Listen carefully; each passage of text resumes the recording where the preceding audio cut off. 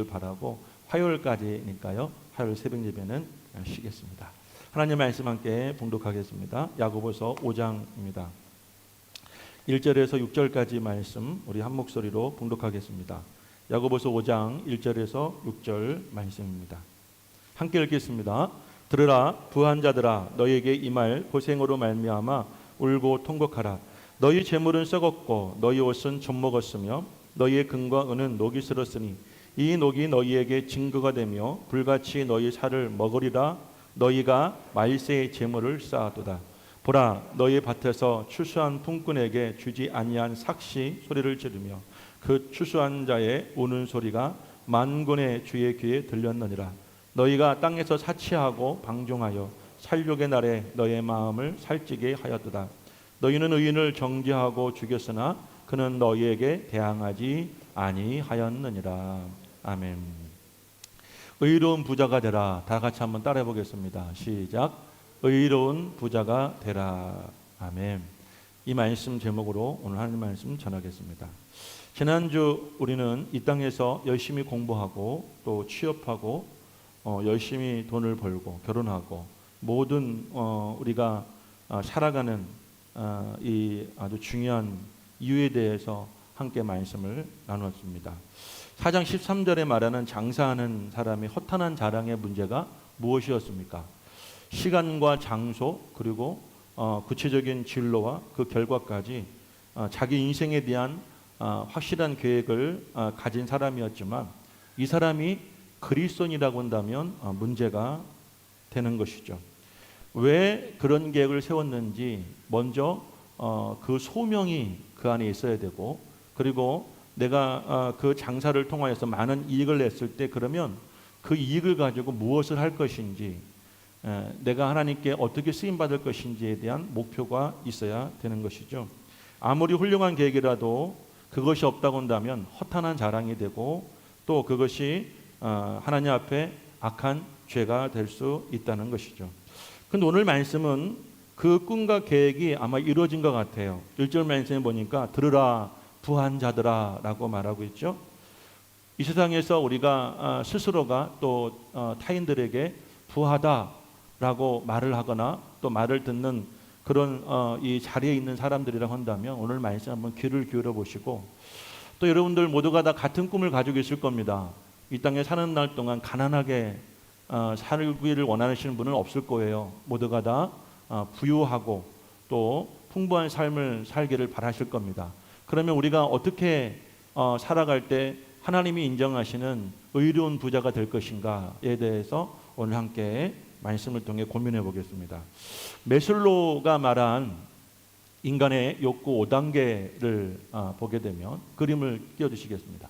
가장 이 밑에 빨간색 하등의 단계가 뭐냐면 생리적 욕구죠.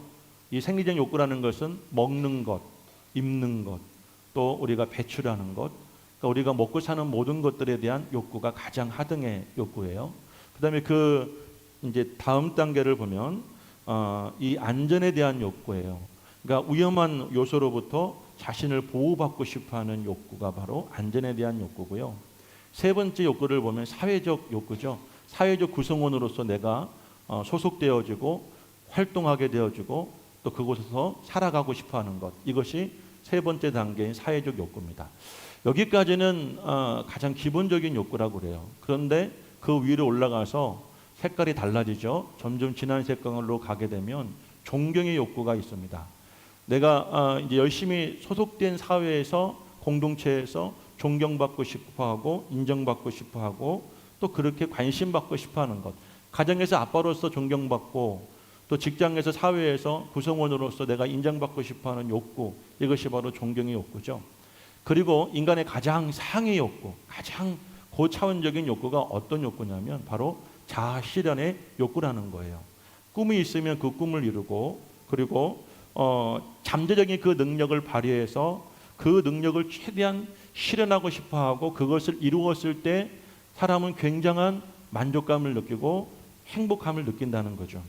그런데 이 5가지 욕구 안에 어디에도 재물을 많이 모아서 내가 부자가 되고 싶다라는 말은 없죠. 이 말은 무슨 말이겠습니까? 사람들에게 이 재물 자체가 그 사람의 욕구를 다 채워줄 수는 없다는 거예요.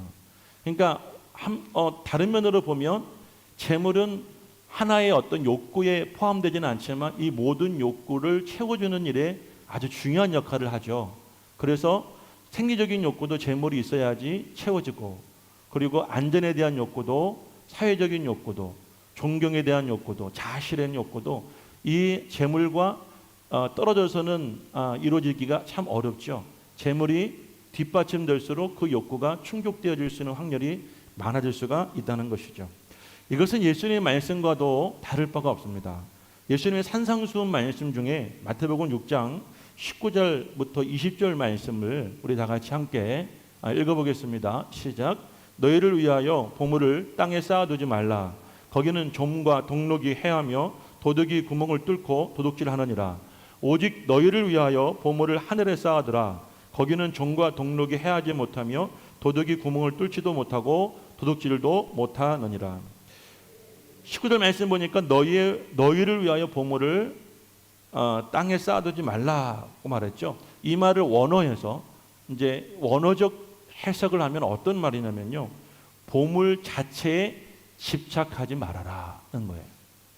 재물 자체에 집착하지 말아라. 이걸 조금 더 직설적으로 말하면 더 지체하지 말고 지금 바로 보물을 땅에 쌓는 그릇된 행동을 단호히 끊어라는 그런 의미입니다. 이 말씀은 재물을 죄악시하거나 저축을 금하라는 의미가 아닙니다. 보물이 집착하는 주체가 누구라고 말하고 있어요? 너희를 위하여, 나를 위하여, 자신의 욕심만을 채우기 위하여 보물에, 재물에 집착하는 삶의 무익함을 설명할 때 거기는 좀과 동록이 해하며 그것이 온전히 보존되지 못하고 도둑질 당하게 된다라고 말하죠. 그러면 보물을 하늘에 쌓아두라라는 말은 무슨 말일까요? 무조건 다 헌금하라는 말일까요? 21절 말씀을 이어서 읽어봅니다. 다 같이 시작. 내 보물이 있는 그곳에는 내 마음도 있느니라. 마음이 어디에 있느냐가 참 중요하다는 거죠. 마음이 하늘나라에 있으면 하나님 나라가 확장되어지고 하나님께 영광이 되어지고 하나님이 기쁘시고 감동하시는 일에 나의 보물을 우리가 아낌없이 기쁨으로 그것을 사용할 수가 있게 되어지는 거죠. 내 마음이 거기에 있으니까. 그런데 내 마음이 만약 땅에 있다고 한다면 보물을 어디에 쌓아두고 어디에 사용할까요? 땅을 위해서, 나를 위해서 쌓아두고 그것을 사용하게 되겠죠. 그런데 왜 예수를 믿는 사람들조차도 믿지 않는 사람들과 똑같이 똑같은 물질관을 갖고 부자가 되고 싶어하고 할 수만 있으면 보물을 땅에 쌓아두고 싶어지는 걸까요? 이어지는 말씀 속에 우리 인간의 심리를 잘 알고 계시는 예수님께서는 그 이유를 통찰해 주셨습니다. 24절 말씀을 읽어봅니다. 24절 시작. 한 사람이 두 주인을 섬기지 못할 것이니 이를 미워하고 저를 사랑하거나 혹 이를 중히 여기고 저를 경히 여김이라. 너희가 하나님과 재물을 겸하여 섬기지 못하느니라. 한마디로 말하면 불신앙 때문이죠. 하나님을 믿는다고 하지만 정말 하나님을 믿지 못하는 거예요. 그래서 돈을 주인 삼고 재물을 사랑하는 이유는 하나님을 나의 주인으로 삼지 못하는 불신앙과 역시 하나님을 내가 사랑하지 못하는 불신앙 때문이라는 거죠.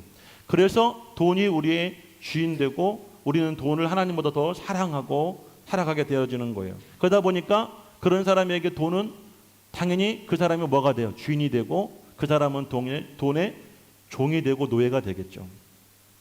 다음으로 그리스도인 후에도 여전히 돈을 주인으로 삼을 수밖에 없는 극복하기 힘든 그 내면의 문제가 있어요. 그것이 무엇일까? 25절 말씀도 이어서 읽어봅니다. 시작. 그러므로 내가 너희에게 이르노니 목숨을 위하여 무엇을 먹을까? 무엇을 마실까? 몸을 위하여 무엇을 입을까? 염려하지 말라. 목숨이 음식보다 중하지 아니하며 몸이 의복보다 중하지 아니하니. 염려 때문이라는 거죠. 인간은 누구나 다 염려를 가지고 살아가죠. 무엇을 먹어야 되지? 당장 오늘 저녁에 반찬은 무엇으로 해야 되지? 그죠? 당장 오늘 내가 무슨 일을 해야 되지? 특히 이제 100세 시대가 되면서 은퇴 이후의 노년의 삶에 대한 이 염려가 참 많죠. 노년을 잘 준비해야 경제적으로 안정되고 또 비교적 편안한 그런 삶을 살 수 있고, 만약 그러지 못한다고 한다면 현재보다 더욱더 궁핍하고 또 천재보다 더욱더 어려운 삶을 살 것이라는 그런 염려가 있다는 거예요. 저희 같은 중년의 세대는 이 자라나는 우리의 자녀들로 인해서 굉장한 염려가 있죠. 어떻게 하면 이 아이들을 잘 뒷받아줘 줄 수 있을까? 더 나아가서 이 아이들의 결혼과 그 이후의 생활까지도 준비를 해줘야 된다고는 부모로서의 염려가 상당히 크죠. 그래서 아까 이 매슬로우의 인간의 욕구 5단계를 보게 되면 최고의 단계가 뭐라고 그랬어요? 자아 실현의 욕구라고 그랬죠.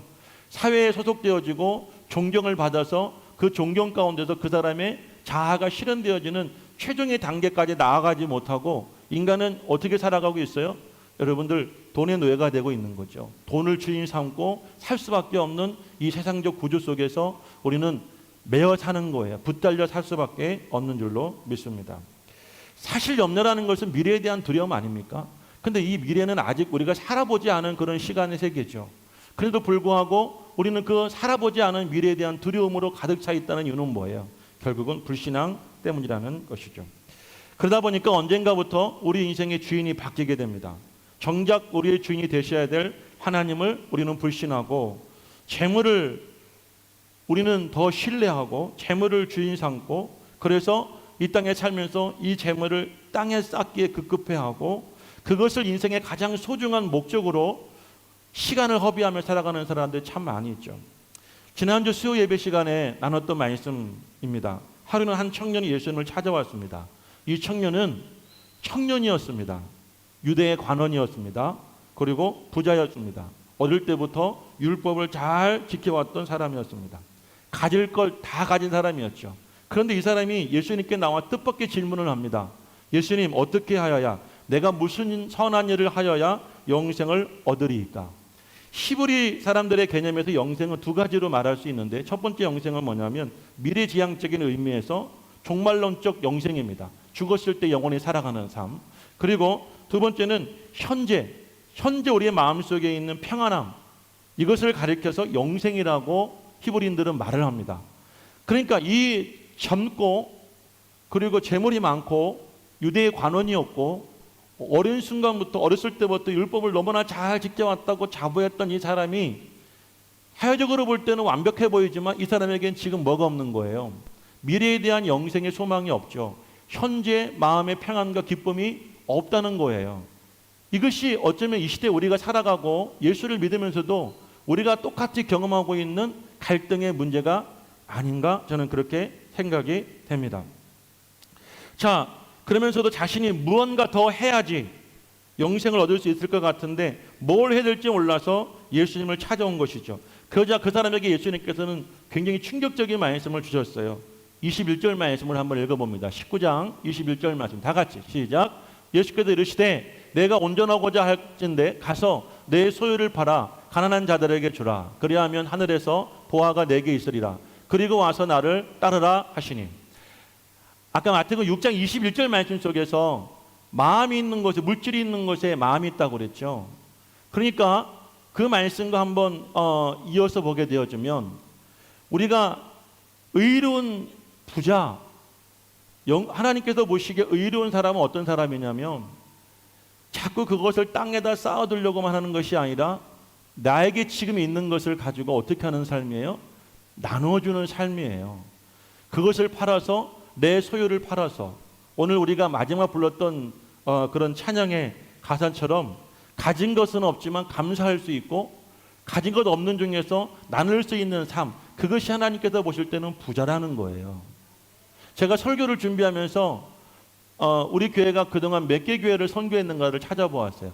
우리 교회 건축한 이후에는 사실 예전처럼 매월 선교비를 정해서 선교하지는 못합니다. 하지만 어느 정도 우리가 선교연금이 모아지면 그 돈을 가지고 이제 개척교회들을 목돈으로 가끔씩 돕고 있는데요. 12개의 교회를 도왔더라고요. 개척할 때부터 우리도 선교를 받고 있었지만 개척할 때부터 매월 10만 원씩 3개 교회, 4개 교회를 꾸준히 우리가 선교를 해왔더라고요. 그러다 보니 우리도 가난하고 힘들었지만 가난하고 힘든 중에서도 나누는 삶을 기쁨으로 여기고 그 작은 것을 함께 나눌 때 하나님께서는 우리 교회에 이렇게 큰 은혜를 주시고 복을 주셨다고 저는 그렇게 믿습니다. 아멘이시죠? 그러니까 하나님께서 보실 때 정말 진정으로 부유한 사람 어떤 사람이냐? 내 소유를 팔아 가난한 자에게 나누어 주라. 그리고 나면 하늘에서 보화가 내게 있으리라. 이 보화가 바로 영생입니다. 할렐루야. 내가 아무리 뭔가를 하려고 노력을 하고 그것을 했다게도 내 마음속에 평안과 기쁨이 없었는데 오히려 내게 있는 것을 팔아서 이웃에게, 가난한 자들에게 나누어 줄 때, 그때 그 순간에 어디서부터 오는 거예요? 하늘에서부터 나에게 보화가 오는 거예요. 아멘이시죠? 자, 이제 이 말씀을 한번 그 다음 이야기와 함께 이어서 한번 예수님께서는 또 설명을 해주시는데요. 이 부자 청년은 이 말씀을 듣고 근심하며 돌아갔죠. 재물이 많은 거로.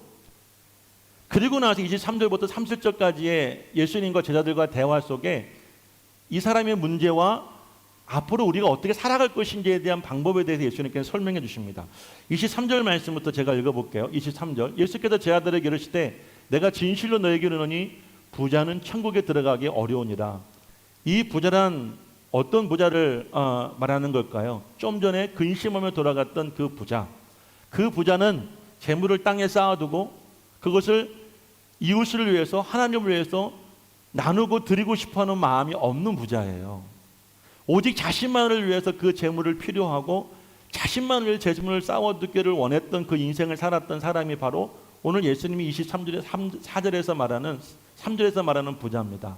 그럼 이 4절 말씀 속에 이것을 더욱더 확증하기 위해서 하나의 예를 드는데 뭐라고 하시냐면 다시 너에게 이르노니 너희가 낙타가 바늘귀로 들어가는 것이 부자가 하늘나라에 들어가는 것보다 쉬우니라. 당시 유대인들에게 가장 작은 이 구멍은 바늘구멍이었고요. 가장 큰 동물은 이 코끼리와 낙타였다고 그래요. 가장 큰 동물이 가장 작은 구멍으로 어떻게 들어갈 수 있겠느냐. 절대 불가능하다라는 그런 말씀이죠. 그러자 25절 말씀 볼게요. 제자들이 듣고 몹시 놀라 이르되라고 그랬죠. 몹시 놀랐다라는 말은요, 뒤통수를 어제 맞은 것처럼 어안이 벙벙했다라는 말이고요. 요즘 우리 젊은이들의 말에 의하면 현타가 왔다라는 그런 말이겠죠. 현타 왔다. 현실 자가 타임이랍니다. 현실 자가 타임. 헛된 꿈이나 망상 따위에 빠져 있다가 자기가 처한 실제 상황을 깨닫게 되는 시간, 현타라고 그래요. 현타가 온 거죠. 자기가 그때까지 예수를 따르면서 그렇게 생각해왔던 것들을 예수님께서는 전혀 다른 말씀을 하시니 이들은 어안이 벙벙하고 뭔가 한데 얻어맞은 기분이었어요. 그러면서 이들이 질문을 하죠. 그렇다면 못하면 우리가 한번 읽어보겠습니다. 그렇다면 시작. 그렇다면 누가 구원을 얻을 수 있으리까? 이 질문과 그 전에 예수님을 찾아와서 내가 무엇을 하면 영생을 얻을 수 있겠습니까? 라고 질문했던 그 부자 청년의 질문과 저는 같다고 봐요. 그러면 어떻게 하면 우리가 구원을 얻을 수 있겠습니까? 라고 예수님께 질문합니다. 그러자 예수님께서 26절 이렇게 말씀하십니다. 한번 읽어보겠습니다. 시작. 예수께서 그들을 보시며 이르시되 사람으로는 할 수 없으나 하나님으로는 다 하실 수 있느니라. 할렐루야. 자, 여러분, 구원이나 영생, 내 마음의 평안과 기쁨, 이 땅에 살면서 만족함과 감사와 그 모든 마음속에 일어나는 그런 역사들은 사람의 영역이 아니라 신의 영역이죠. 하나님의 영역이란 말입니다. 하나님만이 은혜를 줄 수 있고 평안을 줄 수 있고 하나님만이 만족하게 할 수 있고 기쁘게 할 수 있는 거죠.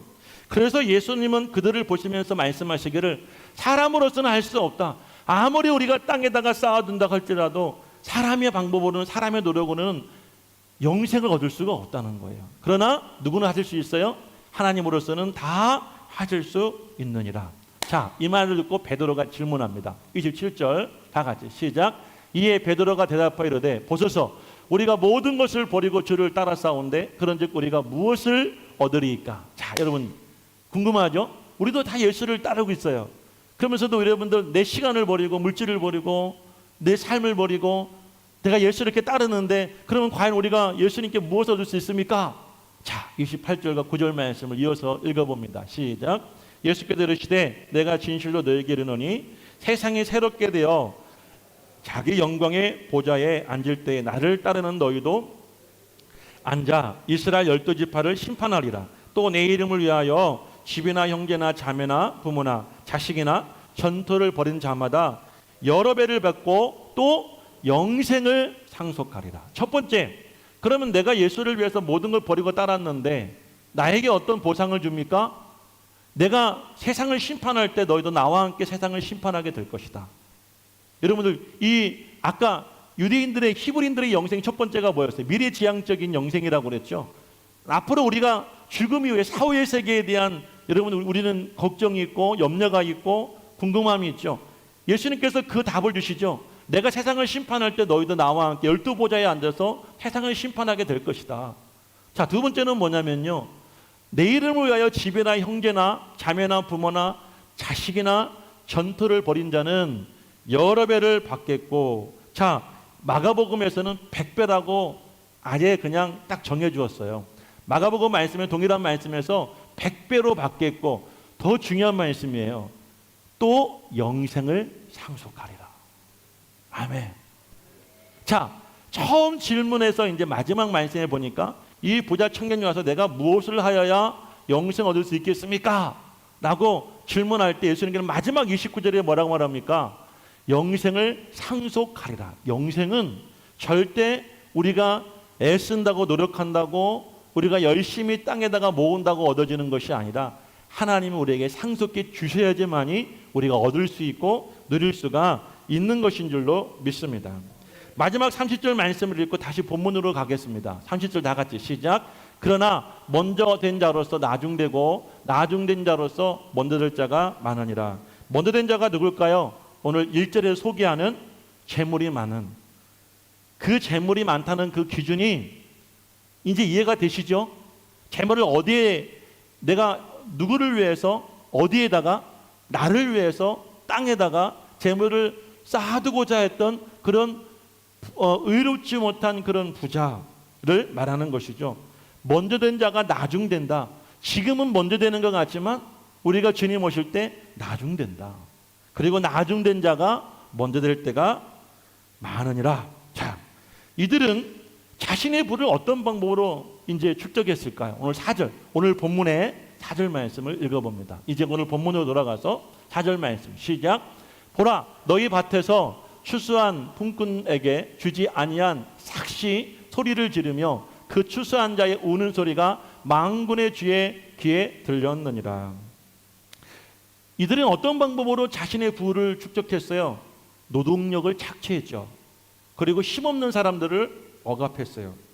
그 결과 자신의 노동력을 착취당한 사람들의 우는 소리가 만군의 여호와 하나님의 귀에 들렸도다 라고 이사야는, 야고보는 말하고 있습니다. 자, 그러면 이런 부는 과연 의로운 재물일까요? 아니면 불의한 재물일까요?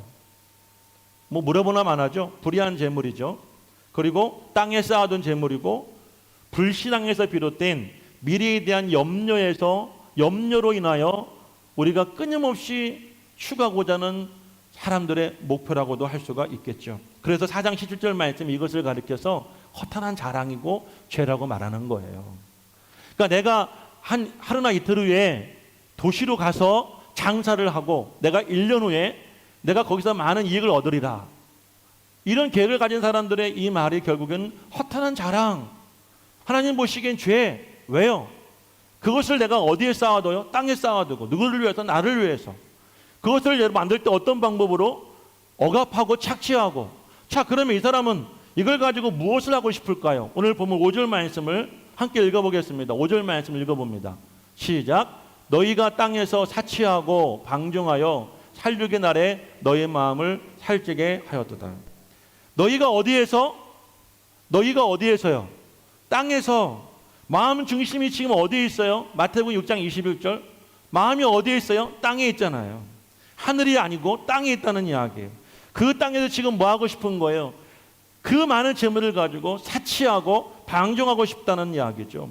사치한다는 말의 뜻은 속되고 안일한 일에 방종의 삶에 빠지는 것이고요. 방종한다는 말은 육체적으로 방탕한 삶을 살아간다라는 그런 말이에요. 마치 탕자가 아버지 그 많은 재산을 가지고 타국에 가서 그 재산을 허비할 때까지 살았던 모습처럼 우리 인간도 그런 욕심이 있어요. 왜 우리가 부자가 되고 싶습니까? 이 땅에서 잘 먹고 잘 살고 남들보다 더 좋은, 더 많은, 더 풍요로운, 더 질 좋은 것들을 내가 누리고 살고 싶어하는 욕심 때문에. 그러다 보니까 정상적인 방법은 안 되니 어떻게 돈을 모아야 돼요? 착취하고 억압해야 돼요. 그리고 마음 중심이 땅에 있어요. 그리고 나를 위해서 그걸 가지고 누리고 살아가요. 과연 이 사람의 재물이 여러분들 의롭다고 할 수 있을까요? 불의하다고 할 수 있을까요? 절대 의로운 재물이 될 수가 없는 거예요. 오직 향락의 삶에 몰두하여 살아간 것을 목표로 해서 살아가고자 하는 그 사람들의 모습을 이 책의 저자인 야고보는 쾌락에 대한 탐닉을 나타내는 이 두 개의 동사를 사용해서 불의한 부자들이 품꾼들에게 착취한 재물로 악한 삶을 즐기고 있음을 강조적으로 묘사할 뿐 아니라 그 다음 말씀에 보니까 이렇게 말하죠. 살육의 날에 너의 마음을 더욱더 살찌게 하였도다. 이렇게 결국 이것이 하나님께 심판받을 수밖에 없는 이유가 된다라는 것을 강조하고 있습니다. 자, 이 말씀을 볼 때 우리가 누가복음 16장에 나오는 나사로와 부자의 비유에 대해서 한번 생각해 볼 필요가 있죠. 나사로는 어떤 사람이었어요? 가난한 거지였죠. 몸에 이 악성 종양이 있는 사람이었죠. 부자의 상에서 떨어지는 개가 먹는 음식을 가지고 겨우 배를 채우던 그런 사람이었어요. 그때 이런 나사로도 죽고 자색옷과 고운 베옷을 입고 날마다 연락을 즐기던 향락을 즐기던 부자도 죽었습니다. 자, 아브라함은 음부에 있는 부자에게 이렇게 말을 합니다. 예, 너는 살았을 때 좋은 것을 받았고 나사로는 고난을 받았으니 이것을 기억하라. 이제 그는 여기서 위로를 받고 너는 괴로움을 받느니라. 아멘. 자, 이런 예수님의 비유와 더불어 야고보의 지적은 단순히 풍요롭게 살았기 때문에 그들의 재물이 의롭지 못하다 라고 말하고 싶은 것이 아니에요. 성경은요, 가난한 것을 죄라고 하지도 않고 부유한 것도 죄라고 하지 않아요.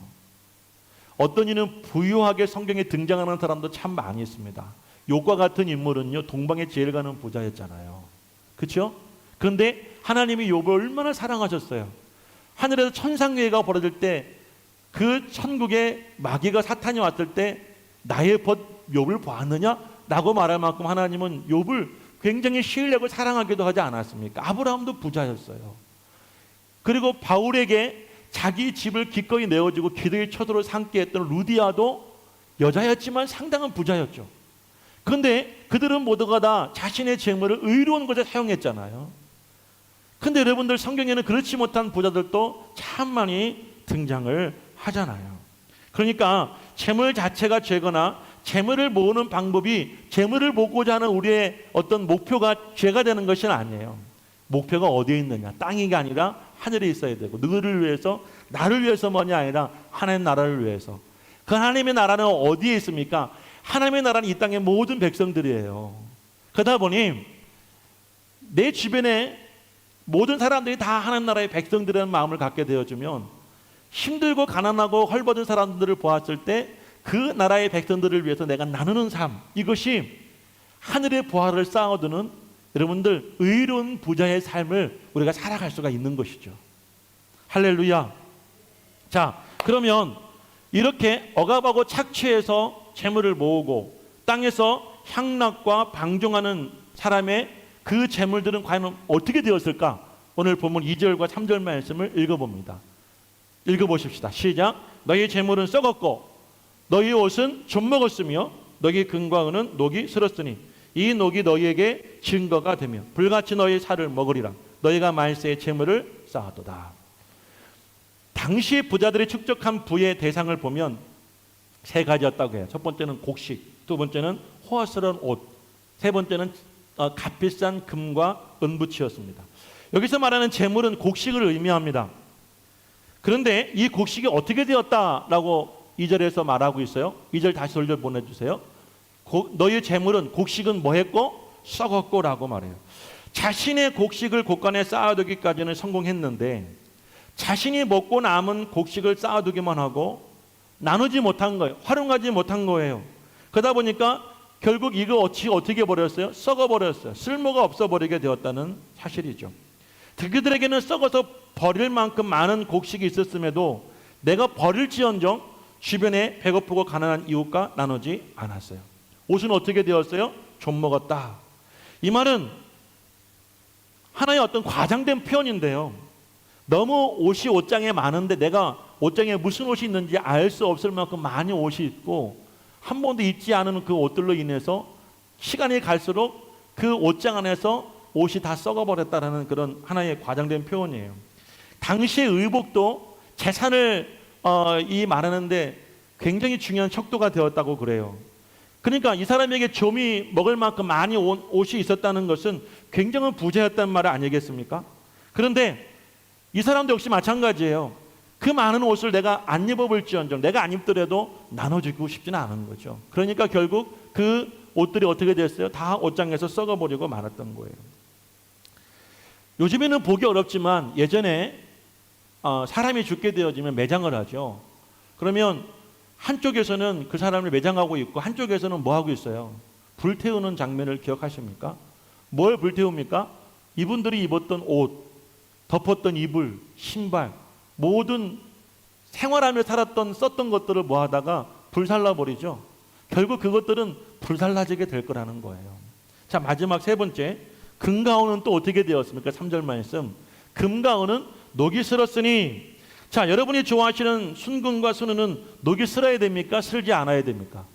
정말 99% 순금과 순은은요 녹슬면 안 되는 거죠. 그래야죠. 그런데 이것이 다 녹슬어 버렸어요. 그럼 이건 뭐예요? 진짜예요? 가짜예요? 가짜예요. 처음에 볼 때는 진짜와 같이 보였지만 시간이 지나면서 보니까 이것이 다 뭐가 같다는 거예요? 가짜였다는 것이죠. 도금이었다는 거예요. 그러니까 마치 인생이 뭐와 같은 거예요? 신기루와 같은 거예요. 신기루와. 내가 저 금붙이 우리 아내가 저에게 십자가 목걸 하나만 있었으면 좋겠다. 제가 작년에 우리 아내에게 선물해 주었어요. 평생 처음으로 제가 한 5, 6년 살면서 아내에게 제가 그거를 볼 때마다 저도 참 자랑스럽고 우리 아내도 좋아하더라고요. 그러니까 참 보기 좋아요. 그런데 만약 저와 아내가 순금인 줄 알고 사주었던 이 십자가 목걸이가 5년 지났는데 여기서부터 뭔가 색깔이 변하기 시작하고 슬슬 여기가 이제 시퍼런 색깔로 바뀌다가 나중에 십자가마저 색깔이 변했다. 이거는 진짜예요, 가짜예요? 가짜인 거죠. 진짜인 줄 알고 내가 몇 년을 이것을 진짜와 같이 여겼는데 시간이 지나서 보니까 이것은 다 금이 벗겨진 도금 가짜였다는 거죠. 결국 2절과 3절에서 말하는 재물과 옷과 금과 은은 결국 그 사람에게 뭐였다는 거예요? 그 인생의 가짜였다는 거예요. 오늘 이 귀한 지혜를 깨닫는 여러분 되기를, 저와 여러분 되기를 주의 이름으로 간절히 축원을 드립니다. 자, 여러분 4장 13절에 기가 막힌 장사 계획을 세웠던 그 탁월한 장사꾼, 오늘 본문에 나오는 농사꾼, 이 사람들은 모두가 다 막대한 수익을 내고 성공을 이루었던 갑부가 되었어요. 그런데 하나님은 뭐라고 말하냐면 이들의 재물과 이들의 옷과 이들의 은과 금은 모두가 다 가짜였다는 거예요. 진짜인 줄 알고 살았던데 그 인생은 모두가 다 가짜 인생이 되고 말았다는 그런 말씀입니다. 여기서 썩었고 좀 먹었고 녹이 슬었다라는 말은 모두가 다 완료시된 시제입니다. 미래 완료 시제. 자, 이 완료 시제는요 히브리어에서 어떤 의미가 있냐면 이미 완료된 거예요. 지금 현재. 그러니까 너희들이 그 재물의 앞으로 썩을 것이다가 이미 썩었어요. 그렇게 모은 재물은 다 썩었어요. 옷장에 썩는 옷들 다 좀 먹었어요. 이미 좀 먹어버렸어요. 그리고 너희들의 그 수많은 은과 금 이미 다 부패하고 다 녹슬어 버렸다. 이미 완료 시제가 돼버린 것입니다. 오늘 이 말씀은 결론이 1절 말씀에 나 있습니다. 1절 말씀을 함께 읽어보겠습니다. 다 같이 1절 시작. 들으라 부한 자들아 너희에게 임할 고생으로 말미암아 울고 통곡하라. 다시 말씀드립니다. 오해가 없었으면 좋겠어요. 오해하면 두 가지 오해할 수 있어요. 첫 번째는 목사님이 내가 이렇게 열심히 산 인생을 인정하지 않나? 내가 열심히 돈을 모으고 내가 이렇게 열심히 살았던 것을 부정하나? 또 한 가지는 그럼 나는 부자가 되면 안 되겠구나 라고 오해할 수 있어요. 부자 되십시오.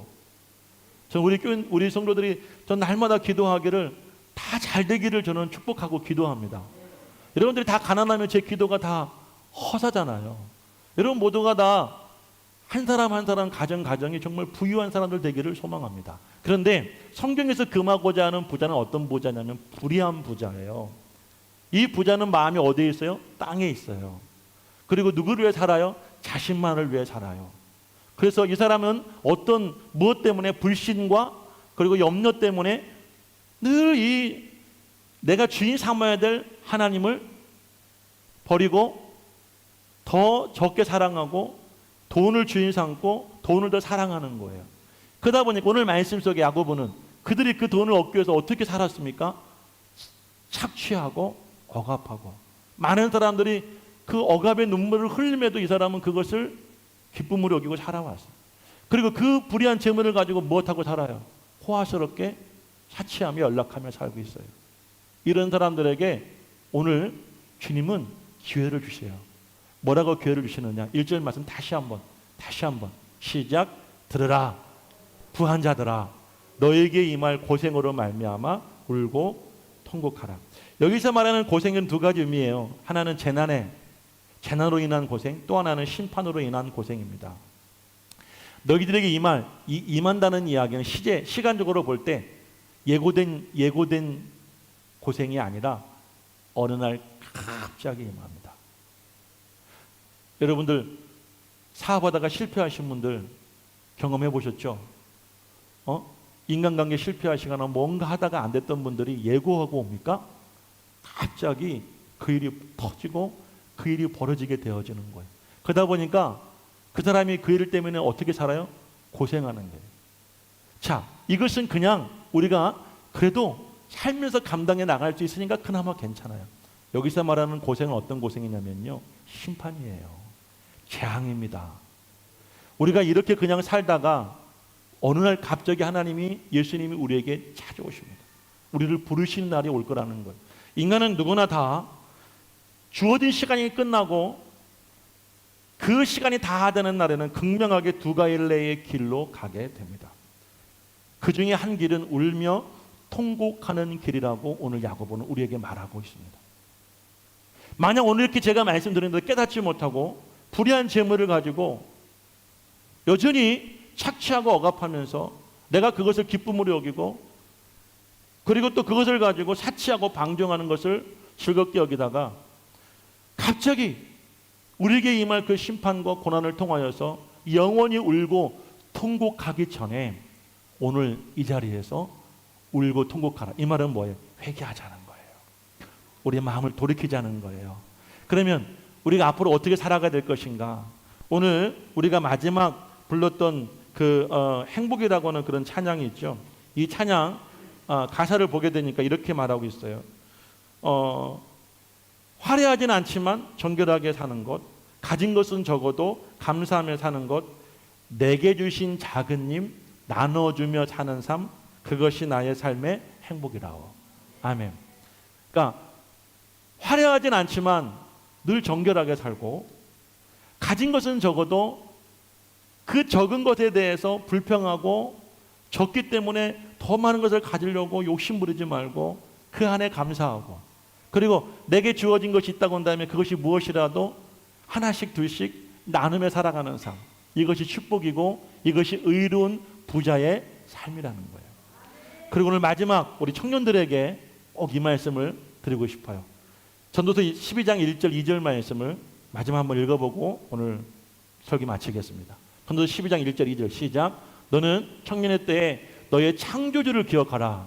곧 곤고한 날이 이르기 전에 나는 아무 낙이 없다고 할 때에 할 해들이 가깝기 전에 2절 해와 빛과 달과 별들이 어둡기 전에 비 뒤에 구름이 다시 일어나기 전에 그리하라. 자, 우리가 뭐 하라고요? 우리의 창조주의 하나님을 기억하라. 아멘. 청년의 때에. 그러니까 나이 들어서 우리가 철들지 말고요, 젊었을 때 어렸을 때부터 철들어서 우리가 그때부터 하나님께서 우리에게 원하시는 의로운 그런 재물관, 의로운 부자가 되어지고 의로운 사람이 되기를 우리가 소망하며 살자는 거예요. 그럴 때 그것이 행복이 되고 그것이 우리에게 축복이 된다는 말씀이죠. 자, 오늘 우리가 마지막 불렀던 찬양 다시 한번 불러보고 한번 우리 다 같이 함께 하나님께 기도했으면 좋겠습니다. 혹시 지금까지 우리가 인생을 살면서 우리의 중심이, 우리의 마음이 하늘에 있지 않고 땅에 있었어요. 누구를 위해 살아갑니까? 나만을 위해 살아가는 거예요. 우리 가족만을 위해서, 내 자식만을 위해서, 내 식구만을 위해서.